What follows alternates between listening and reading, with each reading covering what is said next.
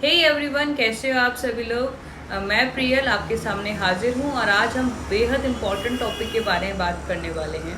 आज हम बात करेंगे कि ऐसा क्यों होता है कि कुछ स्टूडेंट्स का सिलेक्शन होता है, या फिर ऐसा क्यों हो रहा है कि आप तैयारी तो लंबे समय से कर रहे हो लेकिन आपकी कहीं ना कहीं कुछ ना कुछ कोई ना कोई मार्क्स की वजह से आपका सिलेक्शन रुक रहा है।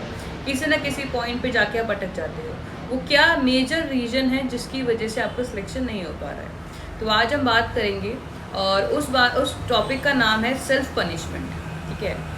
आपने डिसिप्लिन का सुना होगा, रेगुलरिटी का सुना होगा, लेकिन सेल्फ पनिशमेंट क्या है ये थोड़ा सा एक नया टॉपिक हो गया। तो आज हम बात करने वाले हैं सेल्फ पनिशमेंट के ऊपर। आखिरकार ये क्या होता है। जैसे कि मैं आपको एग्जांपल दूँ, जैसे कि आपने एक टाइम सेट किया कि मुझे 5 बजे उठना है। ठीक है। तो आप अलार्म सेट करते हो, मॉर्निंग में 5 बजे उठते हो।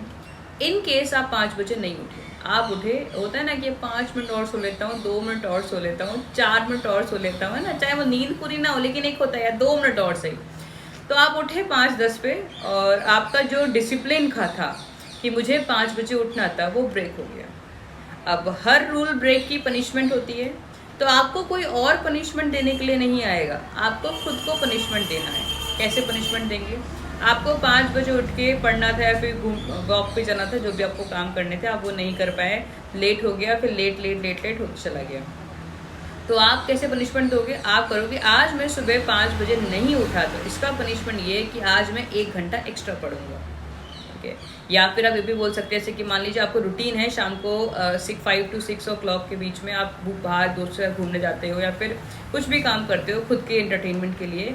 तो आप खुद को पनिशमेंट दोगे कि आज मैं सुबह 5 बजे नहीं उठा, इट मीन्स मैं आज शाम को ये वाला काम नहीं करूँगा। मैं आज खुद को पनिशमेंट दूंगा कि वो मैं काम नहीं करूँ। इससे क्या होगा कि जब भी आप रूल ब्रेक करने के बारे में सोचोगे और फिर उसका पनिशमेंट खुद से ही लोगे, तो आपको ध्यान रहेगा कि अगली बार वो रूल ब्रेक ना करें।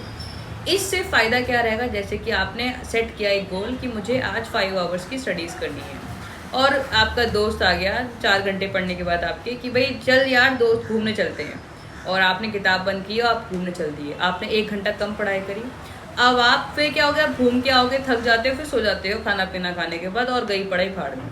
लेकिन अब आप ऐसा नहीं करोगे। अगर आप खुद को सेल्फ पनिशमेंट दोगे तो क्या करोगे, आप आओगे, अब शाम को आने के बाद आप वो 1 घंटा की जगह 2 घंटे पढ़ोगे। क्यों?